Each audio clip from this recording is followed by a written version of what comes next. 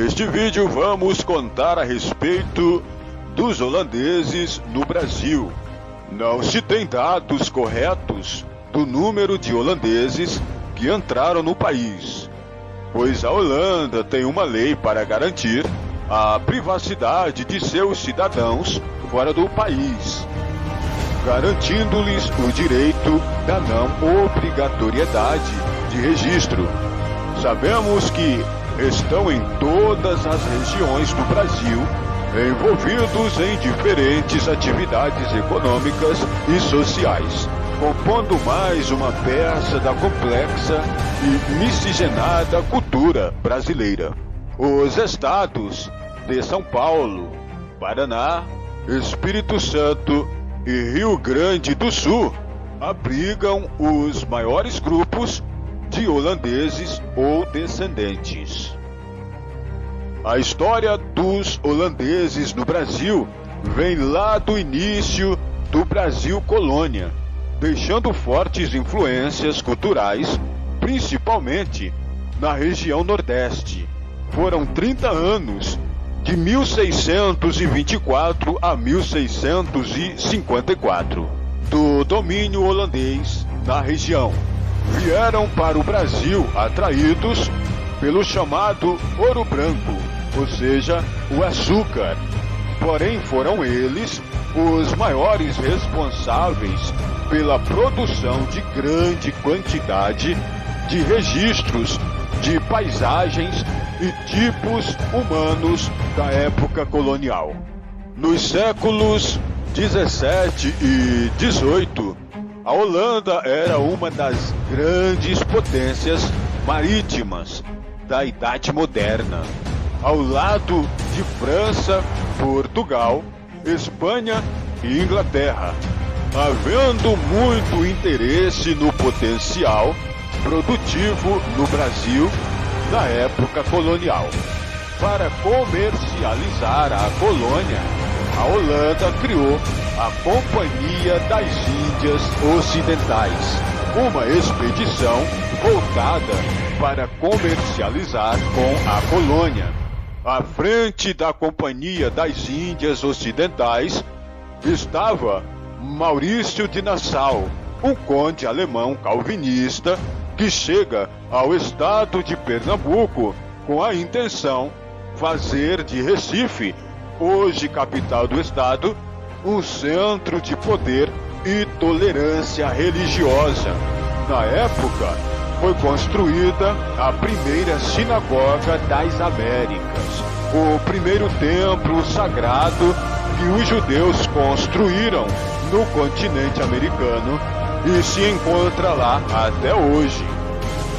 Maurício de Nassau investiu na arquitetura e no urbanismo da cidade de Recife. Queria fazer de Recife um polo de conhecimento urbano, o centro político da capitania de Pernambuco. Na época, a cidade recebeu um grande plano urbanístico, com grande quantidade de jardins, palácios, museus, fortificações, centros de ciência e arte.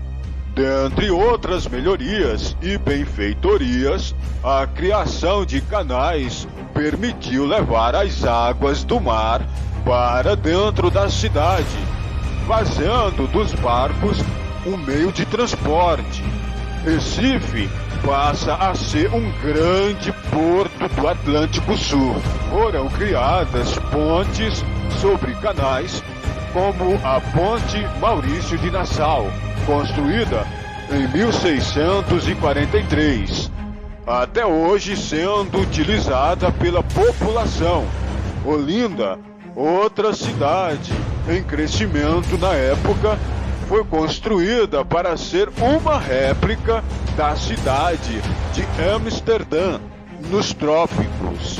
Todas estas benfeitorias eram muito custosas para a Holanda, que decidiu não investir mais no Brasil e exigiu a volta de Maurício de Nassau. Ao sair, porém, deixou em péssima situação os senhores de engenhos que contavam com a ajuda da Holanda para a negociação de suas dívidas. Como isso não aconteceu, os senhores de engenho passaram a entender os holandeses como invasores e não querer mais sua presença em Pernambuco. Liderada por Filipe Dias e por Felipe Camarão, acontece então a insurreição pernambucana entre 1648 e 1649, no Monte Guararapes. A insurreição pernambucana é considerada pela corrente historiográfica militar tradicional brasileira como o primeiro movimento patriótico do Brasil. A rendição é assinada em 1654, onde os holandeses deixam definitivamente o país. Porém, um tratado de paz definitivo será assinado somente em 1661, após parte da armada holandesa ameaçar Lisboa, exigindo o pagamento de uma indenização pela perda dos territórios. O período da ocupação holandesa do Brasil, com Maurício de Nassau, foi conhecida como a Idade do Ouro no Brasil, no século XVII. Uma curiosidade: o território dominado pelos holandeses aqui no Brasil chegou a ter até uma bandeira própria, já que antes consideravam as regiões conquistadas como a Nova Holanda. Era a bandeira do Brasil holandês, utilizada pela Companhia Neerlandesa das Índias Ocidentais, para os territórios que estiveram sob seu controle no Brasil entre 1630 e 1654. As artes, as ciências e as letras tiveram um grande desenvolvimento com a chegada dos holandeses ao Brasil. Os artistas que vieram junto com Maurício de Nassau na expedição da Companhia das Índias Ocidentais produziram as primeiras imagens da natureza, das cidades e das pessoas da América.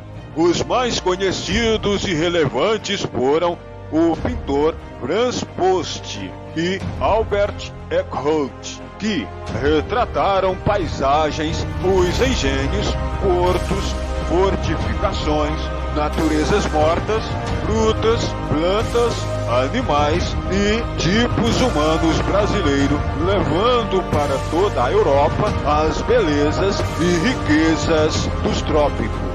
Quando voltou para a Holanda, Maurício de Nassau, em 1647, lançou o livro Herrumper Octenium in Brasília, editado por Gaspar Barlaeus, uma crônica ilustrada contando seus feitos e que pode ser considerada a primeira obra de caráter científico sobre a natureza brasileira. Encontramos aspectos da tradição holandesa distribuída em várias áreas de nossa cultura. Porém, a maior contribuição da colônia holandesa é o cultivo das flores. No estado de São Paulo, localiza-se uma cidade genuinamente holandesa, a cidade da Holanda, cujo nome vem de Holanda, América e Brasil. A cidade se formou em virtude de uma colônia neerlandesa que se firmou numa antiga fazenda. O município destaca-se como o maior centro de produção de flores e plantas ornamentais da América Latina e anualmente promove a maior exposição de flores da América Latina, a Exploflora. Em Olambra, seus habitantes preservam as tradições deste povo nas apresentações de danças. As danças holandesas retratam cenas do cotidiano, como afazeres domésticos, colheita, profissão, etc.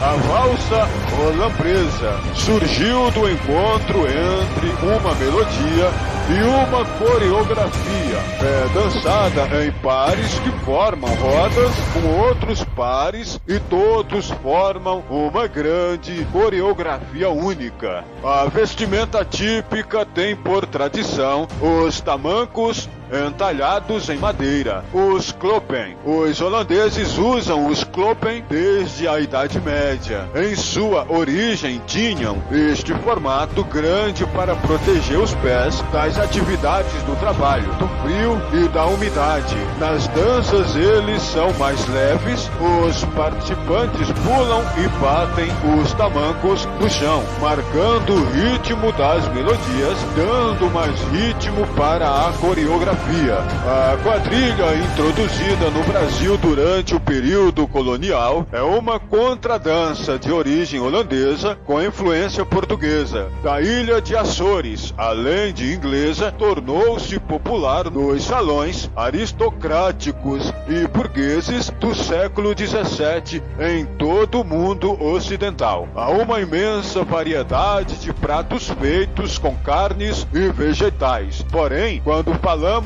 em culinária holandesa, pensamos em batata. Vários pratos levam o ingrediente como o stamppot, o purê de batata com verduras que podem ser espinafre, chicória, etc. E o rasput, batata com cenoura. Come-se a batata frita como snakes, em saquinhos em formatos de cones, com muita maionese. Uma iguaria recém-chegada ao Brasil, popular como a alface, é a andívia. Há os queijos com o edam, queijo bola vermelha e o gouda. Na cidade de Carambeí, no estado do Paraná, existe Vila Histórica de Carambeí, um museu a céu aberto, réplica de uma típica cidade holandesa, com estação de trem, moinho d'água, casas típicas, tulipas enfeitando as janelas e varandas, criada por holandeses, que chegaram no local em 1911,